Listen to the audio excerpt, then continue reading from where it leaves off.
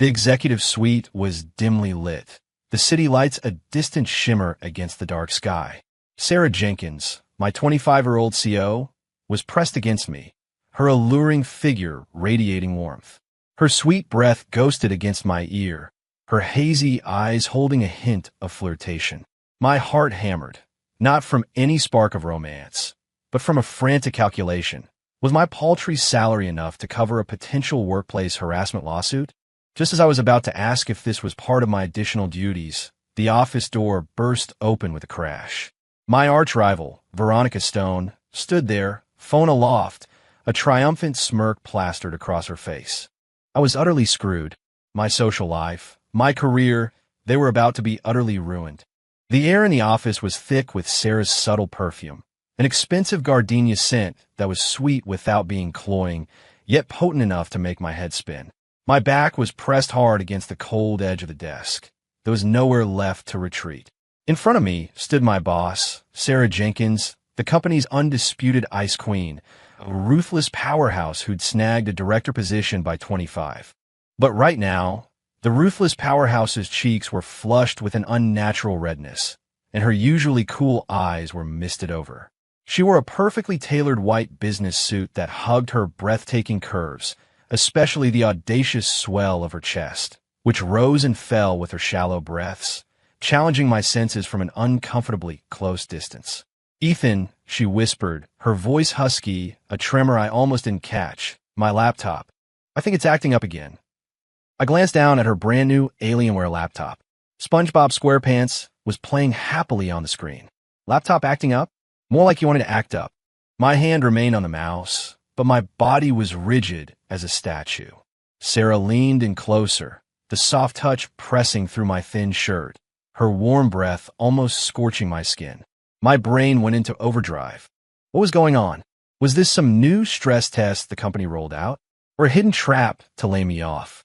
What right did an underpaid corporate drone like me, making 50 grand a year, have to be flirted with by a millionaire CEO in the dead of night?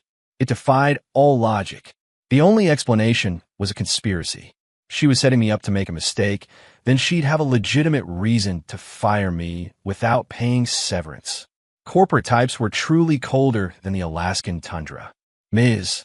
Jenkins," I swallowed hard, trying to keep my voice steady. "Are you feeling warm?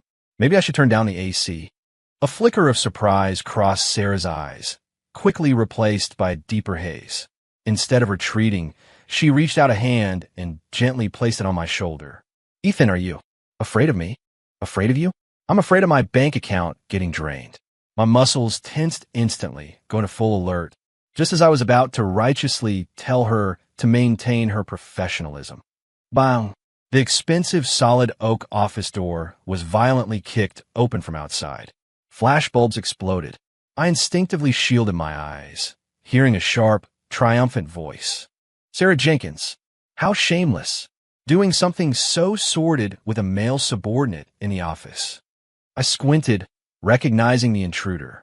Veronica Stone, the marketing director, Sarah's nemesis at the company.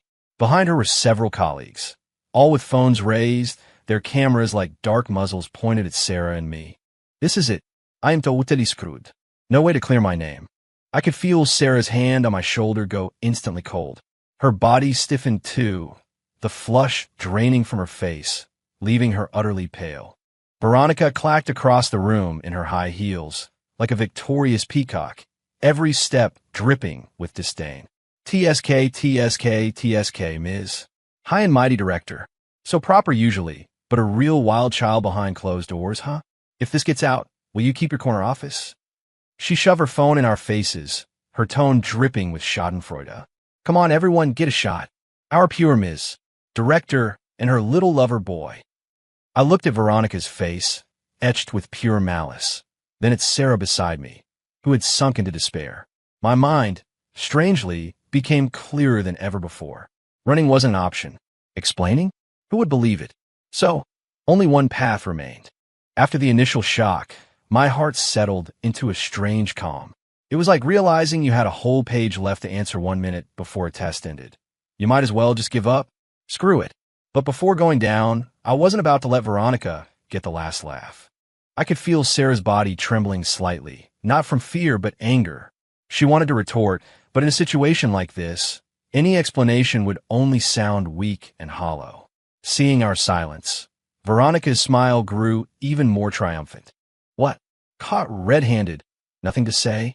Sarah, I suggest you resign. Save yourself the embarrassment of a public announcement tomorrow. The few colleagues behind her started to whisper, Oh my God, it really is Ms. Jenkins. She always seems so serious. Who's that guy? A new intern? Bold move. This is going to be good. Drama of the year. Each whisper pricked like a needle. Sarah's face grew paler, her lips pressed so tightly they almost bled. I took a deep breath. It was showtime. Just as Veronica prepared to declare final victory, savoring the climax of her orchestrated drama, I moved. I abruptly shoved Sarah away, then pointed at her with a look of pure terror, shouting to Veronica in a trembling voice. You came at the perfect time. Quick, call an ambulance. The entire office fell silent. Everyone froze. Veronica's triumphant smile hardened, like a paused movie frame. What did you say? I ignored her, turning instead to Sarah with feigned panic, my voice laced with a sob. Ms. Jenkins, hang in there. You can't let anything happen to you. Sarah was utterly bewildered, staring at me blankly, completely lost on what I was doing. While shouting, I quickly gave her a discreet wink. Though confused, Sarah was a seasoned veteran. She immediately caught on, clutching her chest and contorting her face into a pained expression, her body slumping. I quickly caught her, continuing my performance. It's all my fault. All my fault. I beat my chest, my face contorted in self-blame. I shouldn't have given her that mini donut. She choked. Can't breathe. A mini donut? Veronica's brain clearly couldn't keep up with my rapid shift. Yes, I cried, feigning extreme distress, pointing at an empty snack bag on the desk. That one. She ate it too fast. Now it's stuck in her throat. I turned to Veronica, my eyes pleading like she was my savior, shouting tearfully, Ms. Stone, I know you're worldly. You must know the Heimlich maneuver, right? Quick, come save Ms. Jenkins, before it's too late. What now?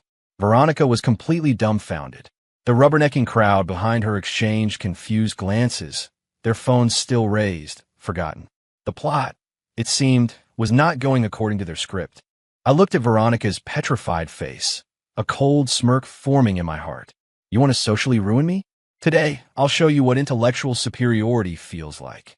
I quickly turned Sarah's body, so her back was to me, then embraced her from behind, clasping my hands above her abdomen, executing a perfect Heimlich maneuver. From a certain angle, this posture was indeed very intimate, almost identical to the position Veronica had caught us in moments ago. I looked up, my face radiating purity, and shouted righteously at the dumbfounded onlookers. What are you all staring at? Don't you see I'm saving her? Ms. Jenkins suddenly choked, so I grabbed her to perform first aid. And you all? Not helping, just taking photos and making a scene. Do you have any empathy? Any humanity? My voice was brimming with righteous anger and the indignation of being misunderstood. The entire hallway was silent. Veronica's face shifted from white to red, then from red to green, a spectacular display, like a chameleon changing colors. She opened her mouth, wanting to say something, but found not a single word would come out. How could she claim our posture was intimate? I was saving a life. This was standard emergency procedure. Questioning me was questioning science. Claim Sarah's face was flushed? That was from choking. Didn't she see? You're lying. Veronica finally managed to stammer out a few words, but her previous aggressive momentum had already dwindled by half. I'm lying. I acted as if I'd heard the most absurd joke, holding the weak Sarah, my face full of grief and indignation as I stared at Veronica. Ms. Stone, I know you and Ms. Jenkins have your professional rivalries, but you can't joke about someone's life. This is a human life. Sarah, in my arms, was incredibly cooperative, letting out a faint groan at just the right moment, her body slumping further. Her voluptuous figure pressed against me, and I could distinctly feel her softness and warmth, even her slight tremors from trying to suppress her laughter. That vixen, I cursed inwardly, but my hands didn't falter, continuing to thrust upwards, muttering 1, 2, 3, 4. You, you too. Veronica pointed at us, trembling with rage. One of her colleagues behind her whispered, "It actually looks like first aid. I just learned it in company safety training last week." Another colleague chimed in, Yeah, the posture is pretty standard. It's just, Ms. Jenkins' expression, why does it look a bit enjoyable? I immediately cut him off. Nonsense. That's pain. A physiological reaction to extreme choking. What do you lay people know? The colleague flinched, not daring to speak further. Veronica's face was as black as thunder. Her meticulously planned gotcha moment was quickly transforming into a heroic rescue commendation ceremony. She, the lead character, had gone from righteous exposer to a cold-hearted villain obstructing a life-saving effort. Enough! Veronica finally exploded, shrieking, "You two stop acting. Do you think I'm stupid? Acting." I paused my movements, looking at her with an expression of pure disdain. "Ms. Stone, are you suggesting Ms. Jenkins is risking her own life to act? To cooperate with me in a drama that could potentially kill her for what? For fun?" I paused, scanning the group, my gaze finally landing on Veronica, my tone heavy with sorrow. "Or perhaps, in your eyes, Ms. Stone, everything is just an act, and everyone's life is merely a stepping stone for you to climb." That hit her where it hurt. The surrounding colleagues' gazes at Veronica instantly changed. From curious onlookers, it turned into contempt and distance. Workplace drama was common, but using someone's life as a bargaining chip crossed everyone's moral bottom line. Veronica felt the shift in their eyes. She completely panicked. "I'm not. I didn't. It's you." Just then, Sarah in my arms suddenly coughed twice, then with a gasp spit out something from her mouth. Of course, it wasn't a mini donut. It was a breath mint I'd subtly pulled from my pocket during the chaos. The mint clattered crisply on the polished floor. I let out a long breath, slumping to the ground, my face etched with the exhaustion of someone who had just escaped death. Phew, finally out. Sarah leaned against the desk, breathing heavily, her face still pale, her eyes weak as she looked at me, filled with gratitude. "Ethan, thank you. If it weren't for you, I might have. Today." I waved my hand, smiling weakly. "No problem, Ms. Jenkins, just doing my job." We were both a Best Actor and Best Actress duo. The Oscars owed us statuettes. Veronica and her gossip-hungry crowd were collectively petrified, as if struck by lightning, looking at the glistening breath mint on the floor, then at our Oscar-worthy performance. They knew they had lost. Utterly. Silence. A deathly silence. The only sounds in the air were Sarah's weak gasps and my exhausted breathing. Veronica's face could no longer be described as ugly. It was a contorted expression mixing anger, shame, disbelief, and complete defeat. The colleagues she brought with her wished they could bury their heads in the ground, their phones quietly lowered. The shift from gotcha squad to first aid gawkers had happened too fast for their level of thick skin to keep up. Misunderstanding. It's all a misunderstanding. A male colleague chuckled awkwardly, trying to smooth things over. I shot him a cold glance. Misunderstanding? A life almost gone, and you call it a misunderstanding? If I hadn't known the Heimlich maneuver today, if Ms. Jenkins had actually suffered harm, every single one of you present would be complicit in negligence. My voice wasn't loud, but every word hit them like a hammer. The men's faces paled, and they dared not speak again. My gaze finally settled back on Veronica, my tone filled with disappointment and sorrow. "Ms. Stone, I had truly never imagined you were this kind of person.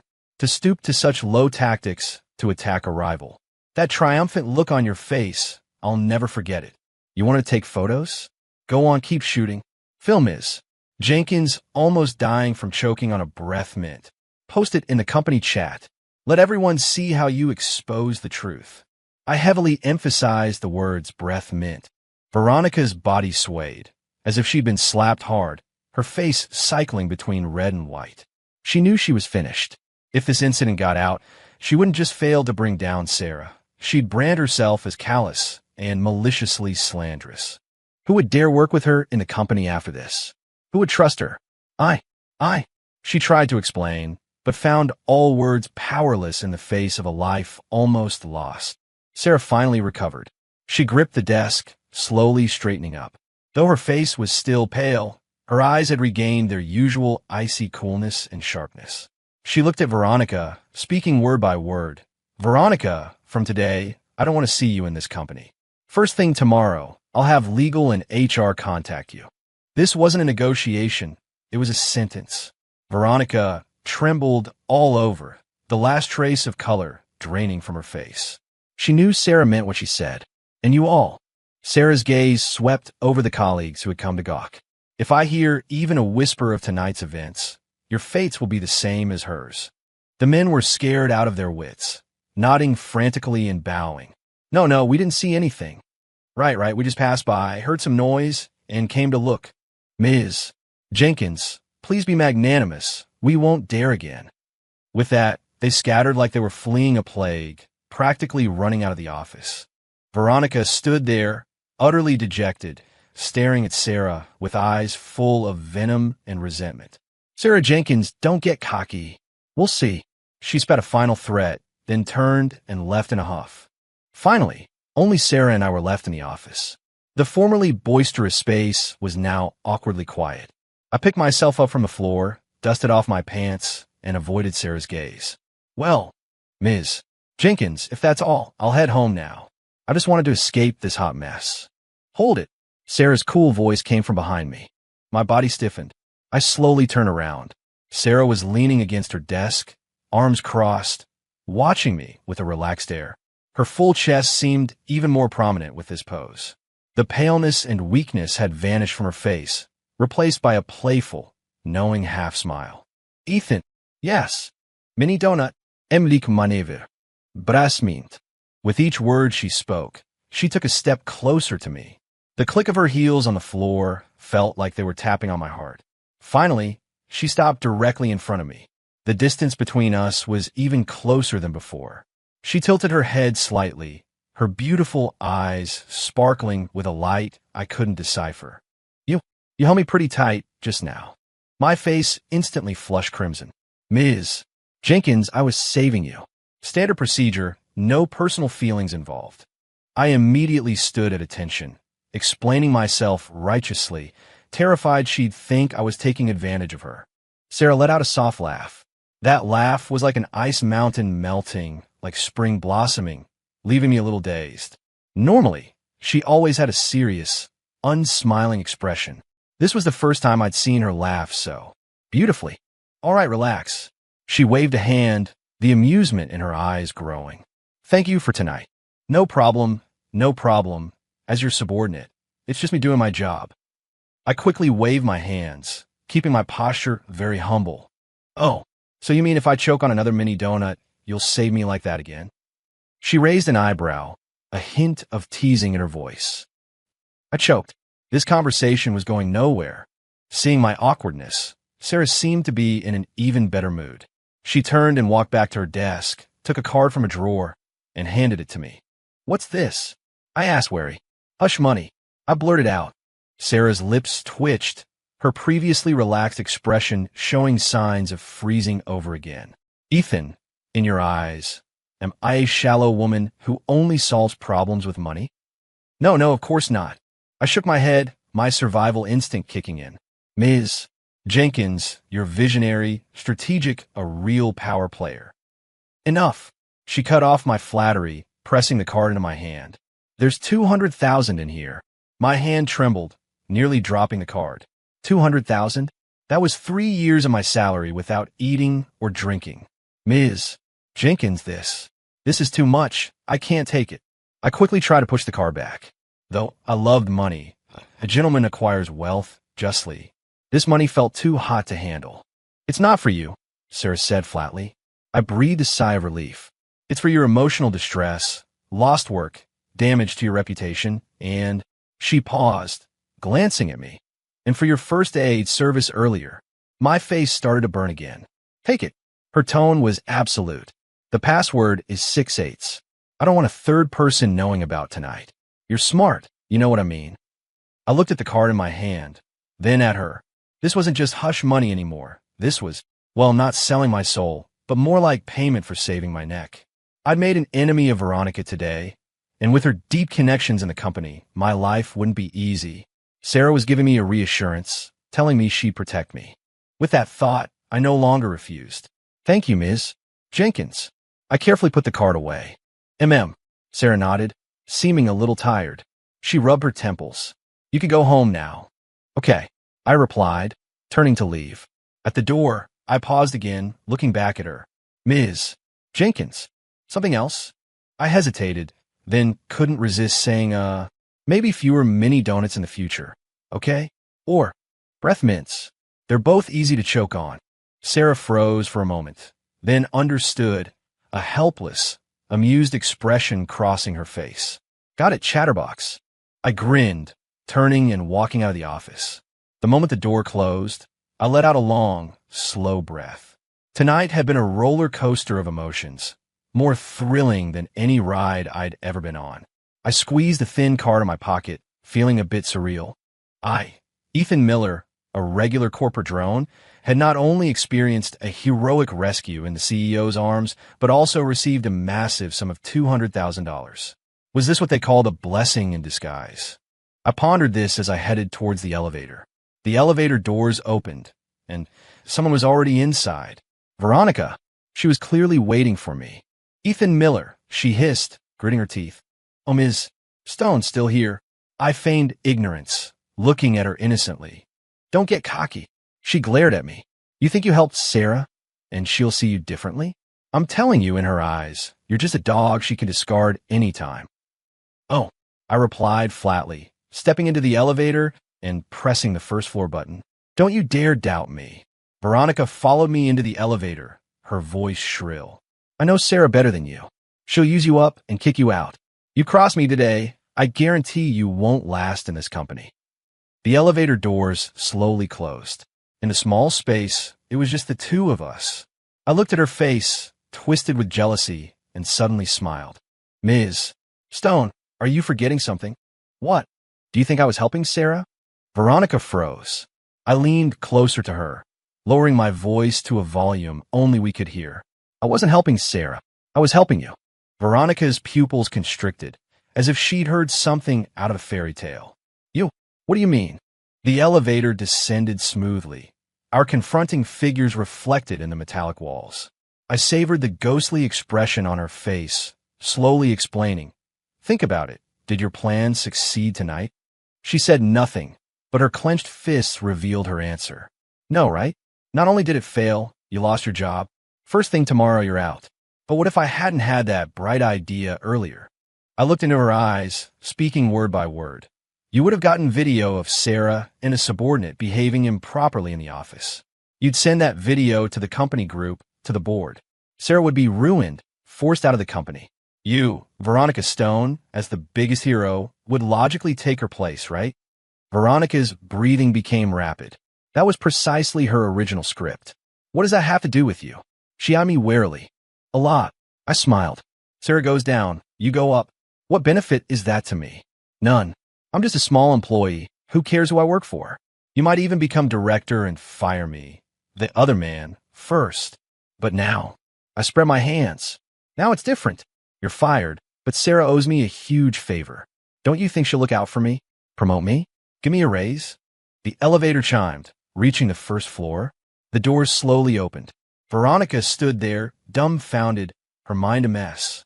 I straightened my collar, preparing to exit the elevator. So, I turned back, giving her a bright smile. Ms. Stone, I didn't help you stage a choking incident. I helped you avoid a murder charge. Think carefully. If Sarah had suffered any harm, you kicking the door in tonight would make you the prime suspect, wouldn't it?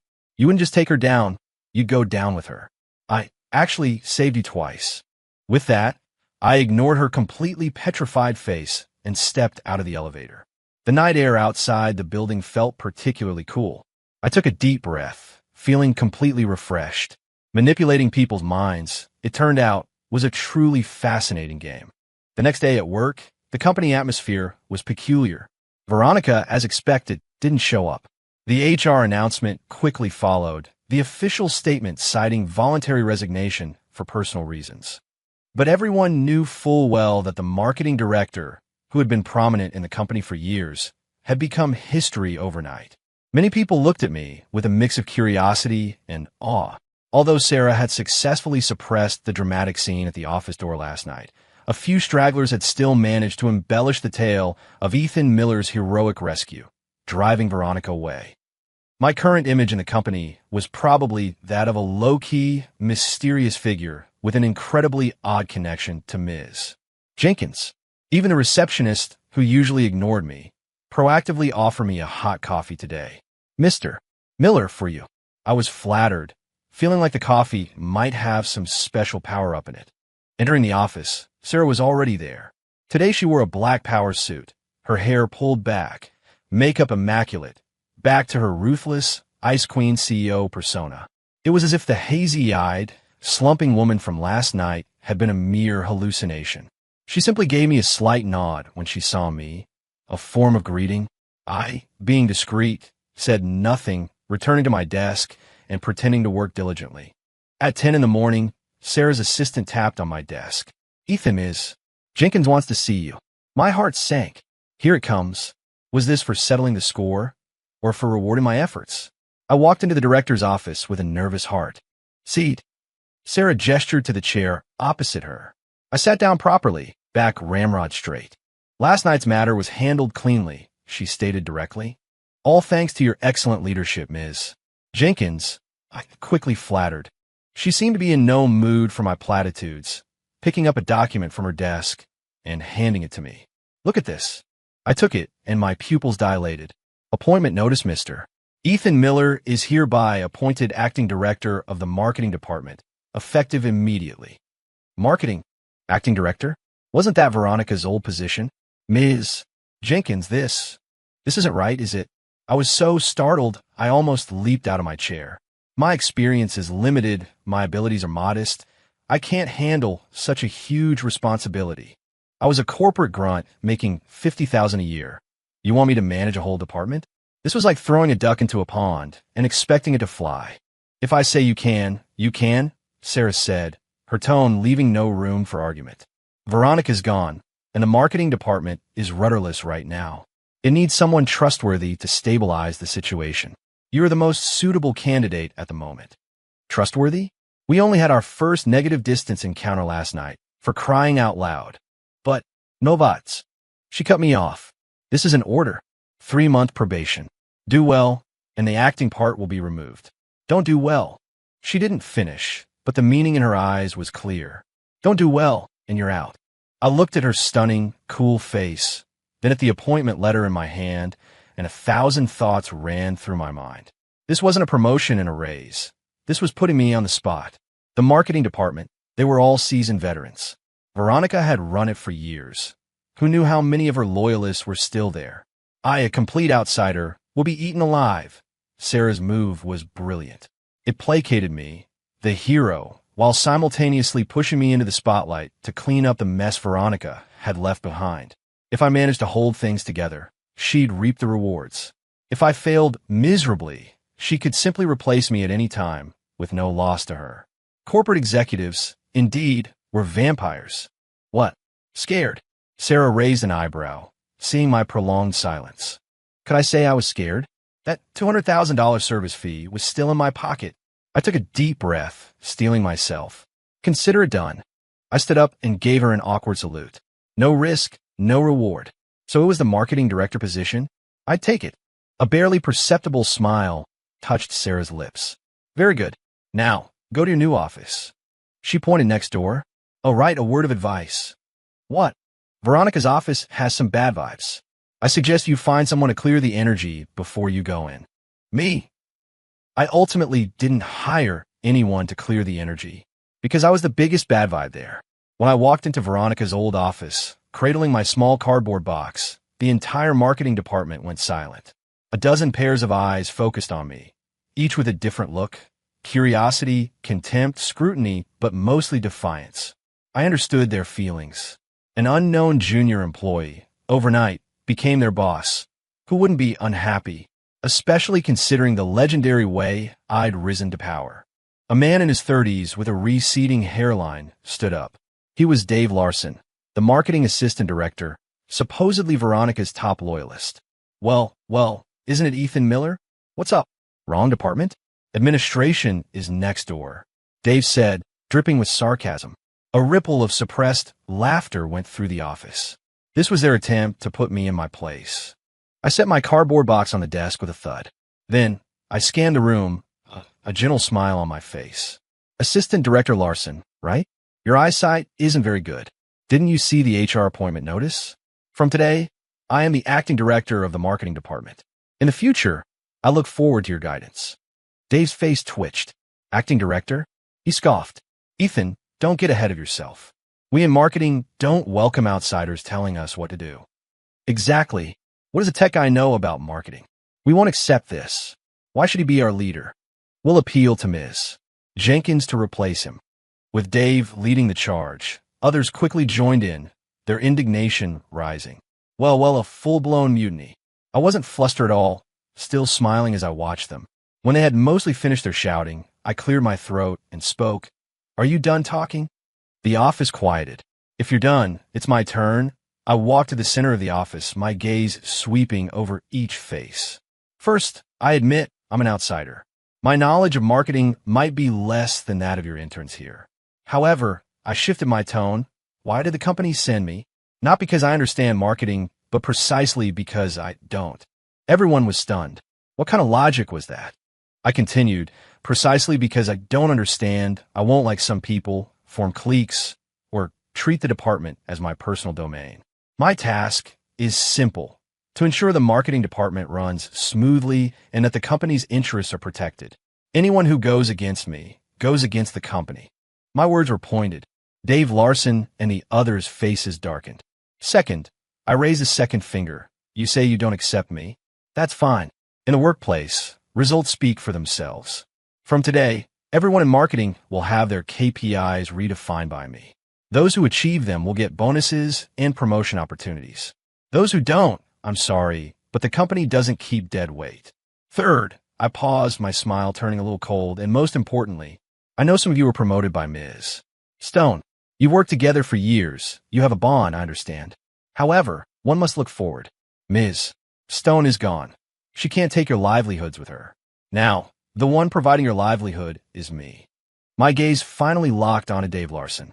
Assistant Director Larson, am I right? Cold sweat had appeared on Dave's forehead. He hadn't expected me, this seemingly harmless young man, to be so difficult. In just a few words, I had neutralized his offensive and even turned the tables on him. He wanted to retort, but found that everything I said was logical, leaving him no loopholes. Of course, I'm not entirely heartless. I suddenly changed tack, my tone softening. Today is my first day in office. Tonight, I'll treat the entire department to a lavish dinner at the Velvet Lounge as my welcoming gesture. How about it, everyone? The Velvet Lounge was the most upscale entertainment club in the city, with a per-person cost in the four figures. At the mention of the name, many of the male colleagues' eyes lit up. As the saying goes, there's no conflict a good night out can't solve. If there is, make it two. Dave Larson's face changed multiple times. Finally, he squeezed out a sentence through gritted teeth. Director Miller. You're too kind. He dropped the word acting. I knew I had won the first round, but I knew this was just the beginning. These seasoned veterans wouldn't be bought with one dinner. The real battle was yet to come. And what I didn't know was that on the other side of the office, a pair of cool eyes was quietly observing everything through a surveillance camera. Inside a private room at the Velvet Lounge, the lights were dim and drinks flowed freely. Under the influence of alcohol and good food, the marketing department colleagues gradually let down their guard. Director Miller, I toast to you. You're truly talented and promising. Mr. Miller, please be lenient with us in the future. We'll definitely work hard. A group of people surrounded me, toasting me one after another, laying on the flattery thick and loud. I accepted every toast, chatting and laughing as if we were old friends. Only Dave Larson sat alone in a corner, his face gloomy, drinking sullenly. I knew he was still resentful. After several rounds of drinks and food, I clapped my hands, signaling for everyone to quiet down. Ladies and gentlemen, I raised my glass, standing. Thank you all for joining me tonight. I won't bother with formalities. I'll drink this, and you all drink as you please. I tilted my head back and downed the top-shelf whiskey in my glass. Cheers. Everyone applauded. I put down my glass, wiped my mouth, and said, besides getting to know everyone, I have an important announcement to make tonight. Everyone perked up their ears. Next quarter, the company's most important project, the Starlight Project, Ms. Jenkins has decided to entrust to our marketing department. As soon as my words fell, the private room instantly erupted. What? The Starlight Project? Oh my God, that's the company's biggest investment project this year. I heard the promotional budget alone is $100 million. Didn't they say before that this project was jointly handled by R&D and Ver in the previous marketing department? Dave Larson's face also changed. He abruptly looked up, staring at me in disbelief. The Starlight Project was the company's top priority this year. Whoever secured it would gain a firm foothold in the company and skyrocket to success. Veronica had fought fiercely with R&D for this project, and now Sarah was directly giving it to me, the newcomer. This wasn't just favoritism. This was outright indulgence. Ethan, you're not joking, are you? Dave couldn't help but ask. Do I look like I'm joking? I smiled, taking a document from my bag and tossing it onto the table. This is the document, Ms. Jenkins just signed this afternoon. You can all take a look. Everyone immediately crowded around, and upon seeing Sarah's bold signature and the vibrant red company seal on the document, everyone gasped. Their eyes, looking at me, had completely changed. If before it was awe, now it was fear. What was Ethan Miller's background exactly for Ms. Jenkins to so lavishly support him, regardless of cost? Could it be that he really was Ms. Jenkins's? Some people's minds began to conjure up certain indescribable images. I was pleased with their reaction. This was the effect I wanted. Establishing authority wasn't enough with just suppression. There also had to be enticement. The $100 million project was the carrot I dangled. Whoever wanted to eat, it had to follow my lead. The importance of this project goes without saying. I tapped on the table, drawing everyone's attention back. If this project goes well, everyone here will double their year-end bonuses. If it fails, I paused, scanning the room. You and I, we all go down together. Everyone's hearts tightened. I was tying everyone to my ship. We would sink or swim together. Mr. Miller, just tell us what to do. We'll all listen to you. A quick-witted young man immediately declared. Right. We'll all listen to Mr. Miller. Others quickly echoed. Even Dave Larson lowered his head now, saying nothing more. He knew the tide had turned. In the face of such immense profit, all the minor favors he had cultivated before were utterly insignificant. I smiled, gesturing for quiet. Specific work details we'll discuss in a meeting tomorrow.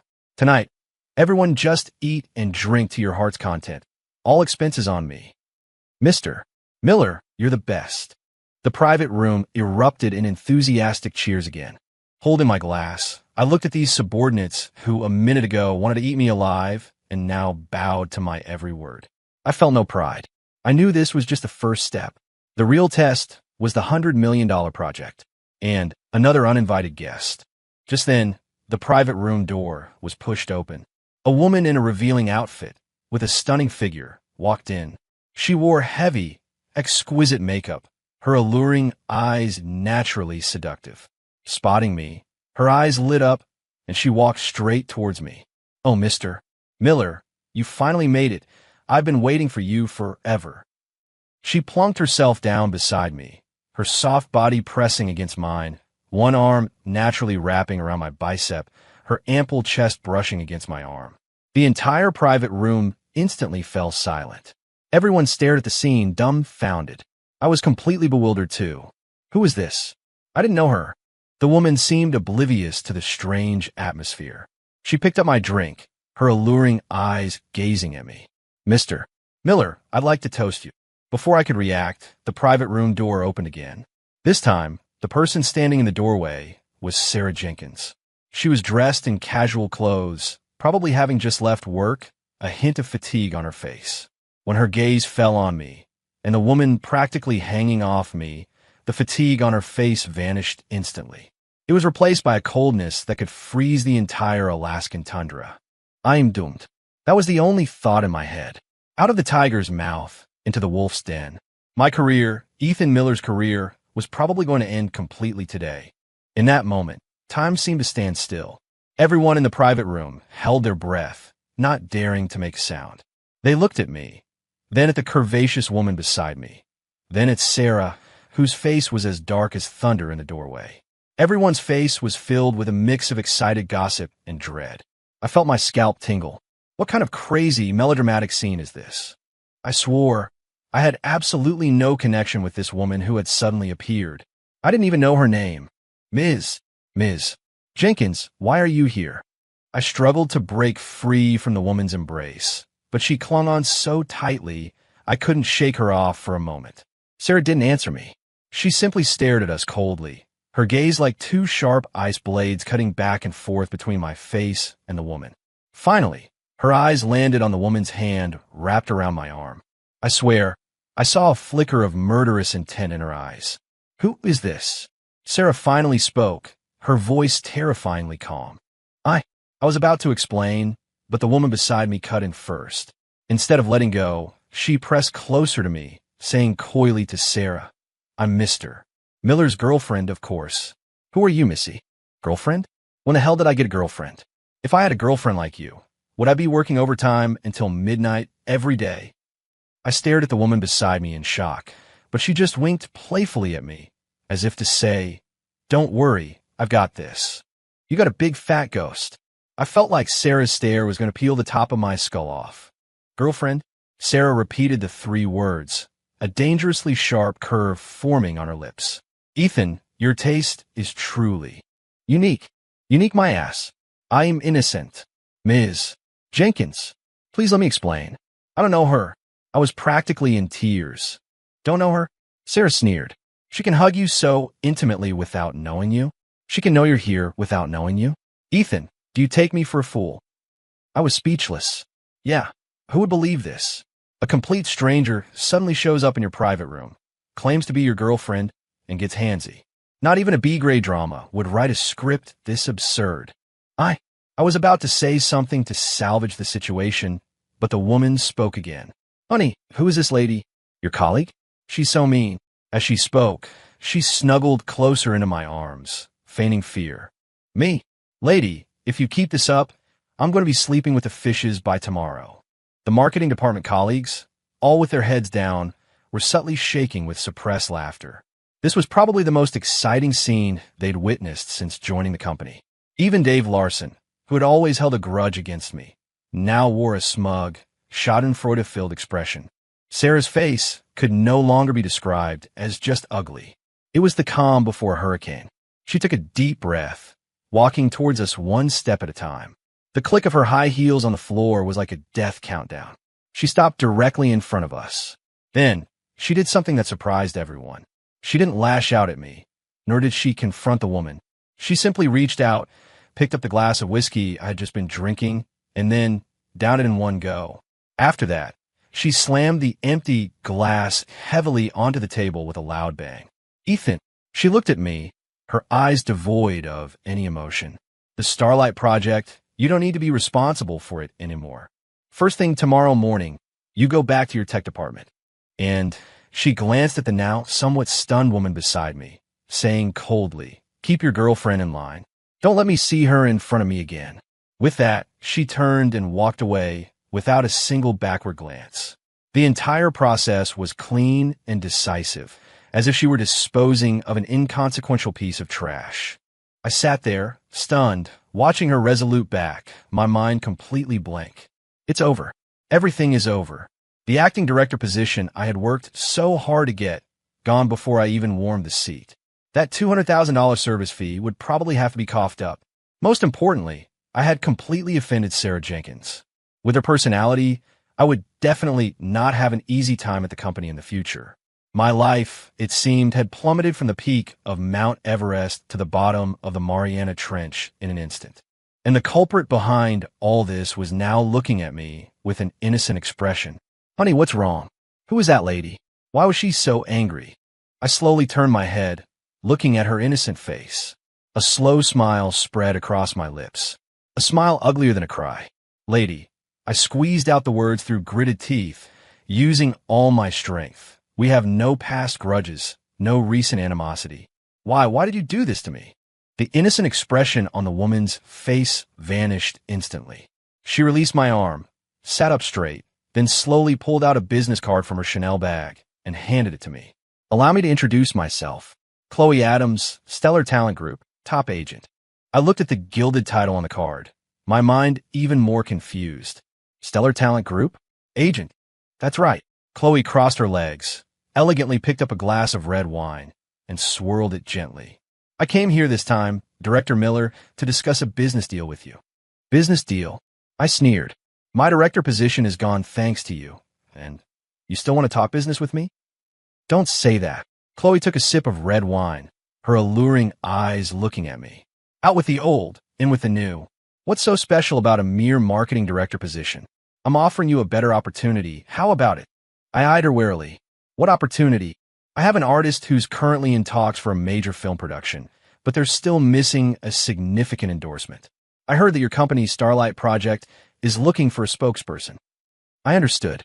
So, she was after the Starlight project. You're well informed. I'll give you that, I said sourly. But coming to me now is useless. Ms. Jenkins just fired me. The Starlight project has nothing to do with me anymore. No, no, no. Chloe shook her finger. Quite the opposite. Now, only you can help me. Me?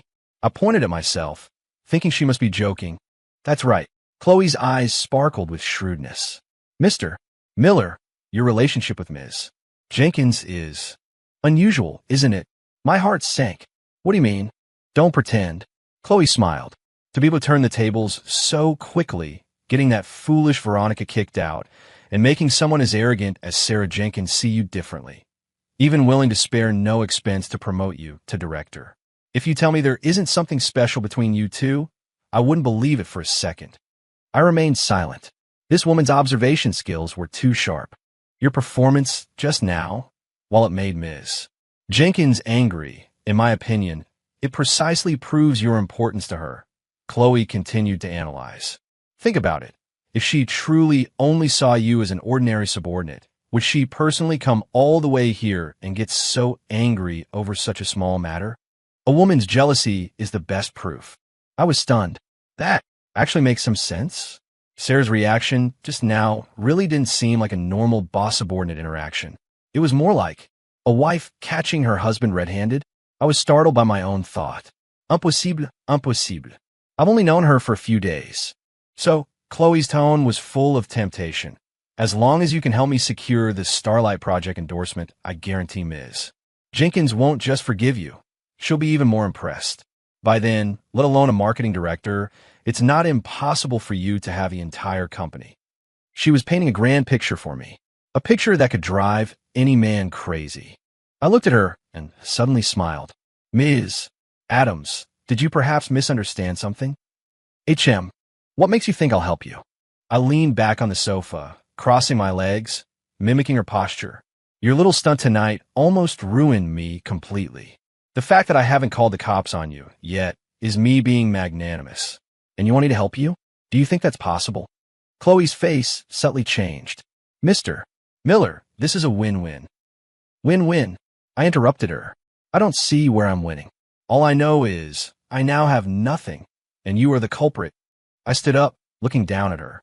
You want me to help you, fine, but not now. When you can get me reinstated as director and have Sarah Jenkins personally invite me back to lead this Starlight project, then we can talk cooperation. Otherwise, no deal. With that, I ignored her and walked straight out of the private room. The marketing department colleagues were still sitting there, dumbfounded, not having recovered from the earth-shattering drama. I walked up to Dave Larson and patted his shoulder. Assistant Director Larson, I've already paid for tonight. The rest is up to you. Dave trembled, subconsciously standing up. Mr. Miller. Don't call me Mr. Miller anymore, I smiled. Right now, I'm just like you, a dog under Ms. Jenkins. Do well. I'm rooting for you. With that, I left the Velvet Lounge without looking back. Stepping out of the main entrance, I looked up at the moon.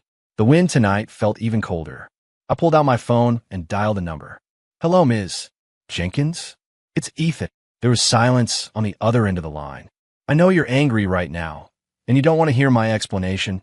I continued, speaking to the silence. But there's something I must tell you. That woman just now, Chloe Adams, is an agent from Stellar Talent Group. She came to me about this Starlight Project endorsement. She said she has a way to make you personally invite me back to continue leading this project. I think there might be a conspiracy against you behind this. The location is the Velvet Lounge, VIP room 888. I've said my piece, believe it or not. With that, I hung up the phone and then turned it off. After doing all that, I let out a long, deep breath. Put the ball back in Sarah's court. Now, she was the one who had to deal with the headache. As for me, it was time to go home and get some good sleep. After all, tomorrow I had to go back to the tech department and continue being a corporate drone. I thought I would be sent back to square one, once again becoming that tech geek struggling with code and bugs. However, the next day, when I woke up naturally and checked my phone, I discovered the world had changed again. My phone had dozens of missed calls, mostly from company colleagues, and a few from Dave Larson. My texts were also exploding, hundreds of unread messages. I opened the company's main group chat. The latest message was a red letter announcement from HR. Notice regarding Starlight Project staffing adjustment. Following review by the general manager's office, significant oversight risks were identified with the original Starlight Project lead. To ensure the smooth progress of the project, Mr. Ethan Miller from the technology department is hereby appointed as the overall project lead for the Starlight Project, with full authority over all project matters. The marketing department, R&D department, and other relevant departments must unconditionally cooperate with Project Lead Miller's work. This is hereby announced. Furthermore, former marketing assistant director Dave Larson is hereby terminated, effective immediately, for accepting commercial bribes and severely damaging company interests. The company reserves the right to pursue legal action. I stared at this notice for a full 3 minutes, dumbfounded. What the hell? Another twist? Not only was I reinstated, but I was upgraded from an acting director of one department to the overall project lead of a cross-department project. And Dave Larson, that old fox, was fired for receiving commercial bribes? What exactly happened last night? I quickly clicked on the messages Dave Larson had sent me. The latest one was sent at 3 in the morning today. Mr. Miller, I was wrong. I was truly wrong. Please have mercy, spare me. It was Chloe. That woman bribed me. She gave me $100,000 to help her act, to deliberately smear you in front of Ms. Jenkins. I was momentarily foolish. Please beg Ms. Jenkins for me. I don't want to go to jail. Following, there was a long string of bowing emojis. I instantly understood. My phone call last night was like a fuse that directly ignited Sarah's powder keg. She must have, after I hung up, returned to VIP room 888 to catch them. With her methods, extracting confessions from Chloe and Dave would have been effortless. Thus, a caught-in-the-act drama transformed into an expose on commercial bribery. And I, the victim who was almost completely screwed, transformed into a loyal subordinate who was framed by villains, endured humiliation, and finally had his name cleared. Sarah's move was brilliant. Not only did she remove Dave, that thorn left by Veronica, but she also logically gave me greater power, completely binding me to her war chariot. Most importantly, she also used this opportunity to firmly warn Stellar Talent Group. I could almost imagine Chloe being frantic right now. As I was thinking, an unknown number called. I answered the phone. Hello, is this Mr. Miller? A cautious female voice came from the other end. It was Chloe. Her voice no longer held the arrogance and seduction of last night, only humility and fear. Ms. Adams, what can I do for you? I asked flatly. Mr. Miller, you are so magnanimous. Last night, I was blind and offended you. I apologize. I beg your forgiveness. Chloe's voice was almost tearful. Please tell Ms. Jenkins to go easy on Stellar. Ms. Jenkins has already frozen all our company's cooperation projects. Our boss is going to flame me alive. Oh, is that so? I feigned surprise. Your company still has projects cooperating with ours. Yes. Always have. Chloe said urgently. Mr. Miller, as long as you're willing to help, I'll agree to any condition. We don't want a single cent for the endorsement fee. It's free. We can even have all our artists help promote the Starlight Project. Just say the word. I smiled. The fish was on the hook. Ms. Adams, you're being too formal. My tone softened. Between us, why talk about money? Talking about money only hurts our relationship. Chloe paused for a moment, seemingly confused by my meaning. Mr. Miller, do you mean? I paused, speaking word by word. I'm not interested in money. I'm only interested in you. On the other end of the line, Chloe's breathing stopped instantly. I could even imagine the ghostly expression on her face at that moment.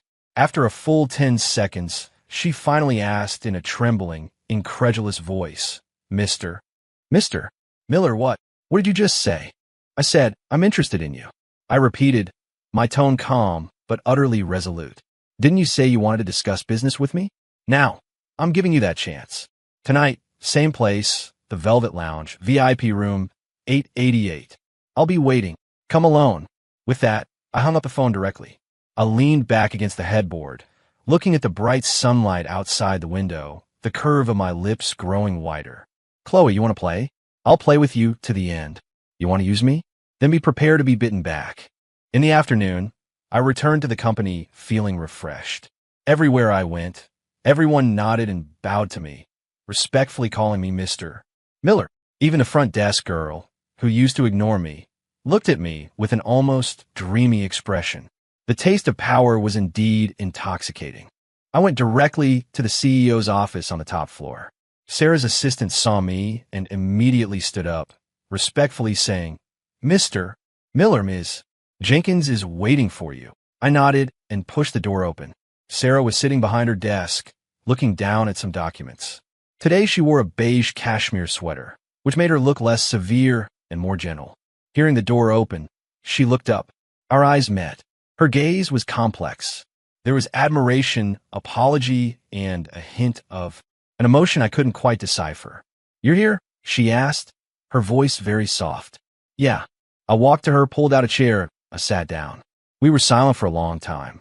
Finally, she was the first to speak. I am sorry. I was surprised. I hadn't expected her to apologize to me.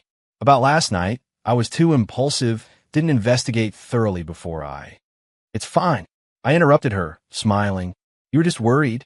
Besides, if you hadn't arrived in time, I might have been completely devoured by that woman. Actually, I should thank you. I said this half-truthfully. Sarah's cheeks flushed slightly. Smooth talker, she chided, giving me a playful glare, but there was no hint of blame in her eyes. The Starlight Project is entirely in your hands now. She quickly returned to her normal demeanor, pushing a document across the desk to me. These are the project details. Familiarize yourself with them. If you need anything, you can come directly to me. Okay. I nodded, but didn't look at the document. Instead, I looked at her. Ms. Jenkins, I have a question.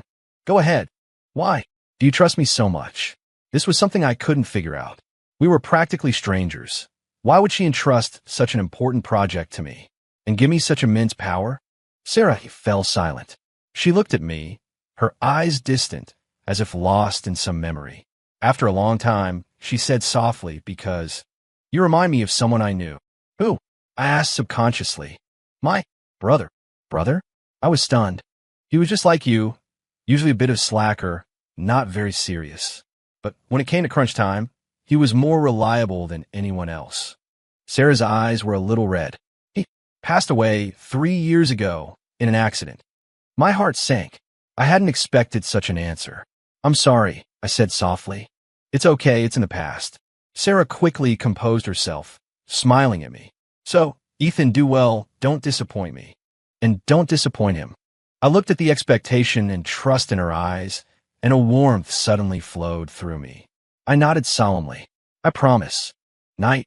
The Velvet Lounge, VIP room, 888. Still the familiar place, but tonight, the main characters had changed. I sat at the head of the table, slowly sipping my tea. Chloe Adams arrived promptly. She wasn't dressed as revealingly tonight. Instead, she wore a tasteful black dress, and her makeup was much lighter, giving her a more intellectual, less provocative air. But the ambition in her alluring eyes was still undeniable. Mr. Miller. She sat opposite me, her posture very humble. Ms. Adams, always punctual. I put down my teacup and smiled. Wouldn't dare keep Mr. Miller waiting. So, my terms, have you considered them? I got straight to the point. Chloe's expression was a little troubled. Mr. Miller, do you really want this? We could find another way to cooperate. Money or resources, anything I can give, I will. I told you. I interrupted her, my eyes turning cold. I'm not interested in that. I stood up, walked to her, leaned down, and looked in her eyes. I only want you. Chloe's body trembled slightly. She bit her lip, seemingly engaged in an intense internal struggle. Mr. Miller, you're pushing me too far. Pushing you too far? I laughed. Ms. Adams, when you designed to frame me, did you think about pushing me too far? When you used Dave Larson, wanted to make me a stepping stone to take down Sarah Jenkins, to discard me, when you were done, did you think about pushing me too far? With each sentence I spoke, her face paled a little more. What goes around comes around. I straightened up, sitting back on the sofa. I'm giving you a choice. Either you accept my terms, and I'll give you the Starlight Project endorsement, or you walk out right now, and Stellar Talent Group can declare bankruptcy tomorrow. My words were like daggers, piercing her heart. I knew I was being a jerk, but to deal with a jerk, you had to be an even bigger jerk. Chloe closed her eyes, her long lashes trembling slightly in the lamplight. After a long time, she reopened her eyes. The struggle was gone, replaced only by resignation. Okay. She squeezed out a single word through gritted teeth. I agree. She began to unzip her dress. I watched her silently, not stopping her. Just as her long dress was about to slip, revealing her alluring shoulders, I suddenly spoke. That's enough. Chloe's movements halted, and she looked at me, puzzled. I picked up a contract from the sofa and tossed it in front of her. Sign this. Chloe picked up the contract, and when she saw the contents, she was completely stunned. It wasn't a contract of servitude. It was an endorsement contract. On the contract, our company was Party A, and the name of her artist was Party B. The endorsement fee was 3 times the market price. This is... Chloe's voice was trembling. Did you really think I wanted to sleep with you? I scoffed, looking at her with undisguised contempt. Ms. Adams, you overestimate yourself a little too much. Ethan Miller, am not that desperate. I called you here tonight to make you understand one thing.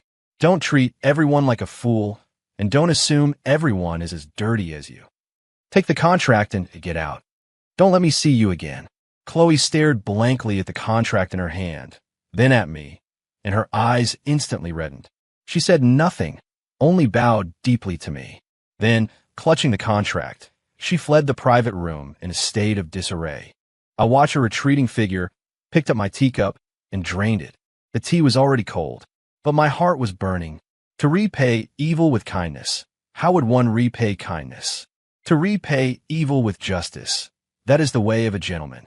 I humiliated her tonight, not for the pleasure of revenge, but to tell her what a bottom line was, and to hold on to my own bottom line. Coming out of the Velvet Lounge, I received a call from Sarah. Where are you? Her voice sounded a little tired. Just finished a meeting, heading home. Come to the company. Now. I checked my watch. It was almost 11. She hung up after that. I sighed helplessly, turning my car around and driving towards the company. The CEO's office light was still on. I pushed the door open and saw Sarah standing by the huge, floor-to-ceiling window, looking out at the bustling city traffic. Her back looked a little lonely. Ms. Jenkins, what can I do for you? She turned around, holding 2 wine glasses and a bottle of already decanted red wine. Have a drink with me. I was stunned. What kind of plot twist was this now? To celebrate, she raised a glass to me, a faint smile on her face. The Starlight Project has secured its first important partner. I understood. Chloe must have already sent her the signed contract. I took the wine glass and lightly clinked it against hers. Ms. Jenkins, your news travels fast. You did well. She took a sip of wine, her gaze burning into mine. Ethan, I wasn't wrong about you. A gentleman dies for his confidant. I joked, but she took it seriously. Don't talk about dying. It's bad luck. She walked to me, gently straightening my slightly messy collar. For now on, live well. Her fingertips were cold, yet carried a hint of tenderness. My heart skipped a beat. The atmosphere in the office became charged with a subtle intimacy. The fragrant aroma of wine, mixed with her subtle perfume, was intoxicating. Ms. Jenkins, I was about to say something to break the damned intimacy, but her finger lightly pressed against my lips. Chill. She rose on her tiptoes, slowly leaning closer to me. Her eyes, like two black opals, sparkled in the light. They reflected my startled, flustered face. My mind was blank. This time, there was no mini donut, no Heimlich maneuver, and no uninvited guest. Only her and me, and a wine-scented kiss that was about to land. Ultimately, the kiss didn't land. In the second before our lips touched, I instinctively turned my head. Sarah's kiss landed on my cheek. Warm, soft, tinged with the slight intoxication of red wine. Time seemed to freeze in that moment. Sarah's body stiffened. She slowly retreated, looking at me, her eyes filled with shock, confusion, and a hint of hurt. Why? She asked softly. I dared not look into her eyes. Ms. Jenkins, I said, my voice a little dry. We're not right for each other. Not right. She gave a self-deprecating laugh. What's not right? Because I'm your boss? Or because you think I'm treating you as his replacement? I fell silent. I didn't know. Maybe both. I had a good feeling about her, even a slight flutter in my heart. But this feeling was too complex, too dangerous. It was built on manipulation, testing, and a huge misunderstanding. It also carried the shadow of another man. I couldn't tell if she truly liked Ethan Miller or the brother Ethan resembled. Ethan, look at me. Her voice carried a hint of command. I looked up.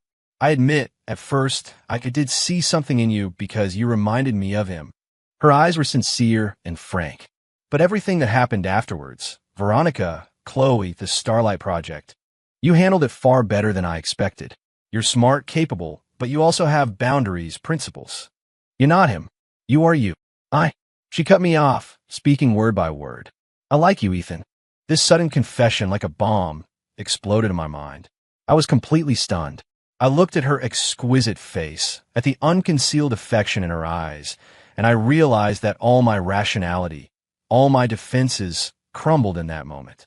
So, she looked at me, a familiar, cunning smile gracing her lips. Now, can you give me your answer? I looked at her for a long, long time. Then I smiled. I reached out and pulled her back into my embrace. This time, I didn't hesitate. I lowered my head and kissed her red lips, which I had coveted for so long. Outside the window, the city lights twinkled. Inside, a new chapter began for us.